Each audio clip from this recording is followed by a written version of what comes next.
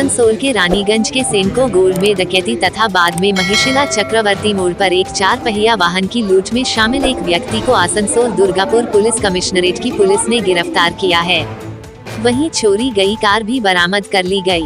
इस घटना के संबंध में डीसी सेंट्रल ध्रुव दास ने कहा, संयोगवश रविवार दोपहर रानीगंज सेनको गोल्ड में डकैती के दौरान पुलिस के साथ मुठभेड़ में एक बदमाश घायल हो गया।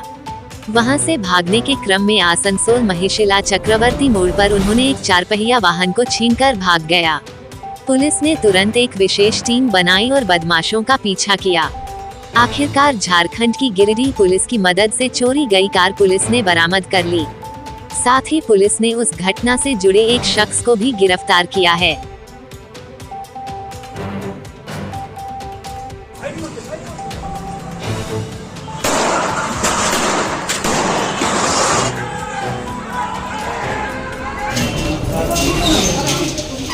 চিন্তামুক্ত হলে একটু পরে আর.কে. জুয়েলার্স রানীগঞ্জের ওখানে একটা সেন্ট্রাল দোকানে ডাকাতি হয়েছে এবং 5 থেকে 7 জন এরা ঢুকে ডাকাতি করছিল। সে টাইমে আমাদের কাছেই আইসি শিবপুর ছিল, মেঘনাথ মণ্ডল। তো আইসি শিবপুর খবর পেয়ে সঙ্গে সঙ্গে যায়, রানীগঞ্জের মোবাইলে কিছুক্ষণের মধ্যে পৌঁছয়। তো এদের মধ্যে ফায়ার এক্সচেঞ্জ হয়।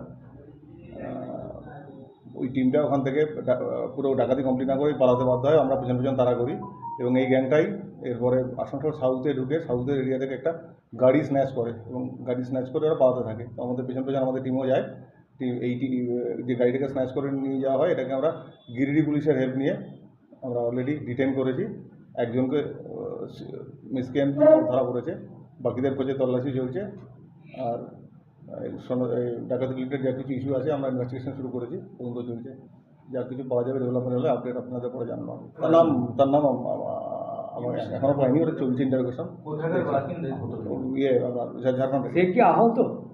না, সেটা এখনই বলতে পারছি না। আমাদের টিম পৌঁছেছে, জিজ্ঞাসাবাদ চলছে এখন। কত টাকার এখনই বলতে পারছি না, কারণ ওটা দোকান থেকে পাওয়া গেলে সে জানা যাবে পরে।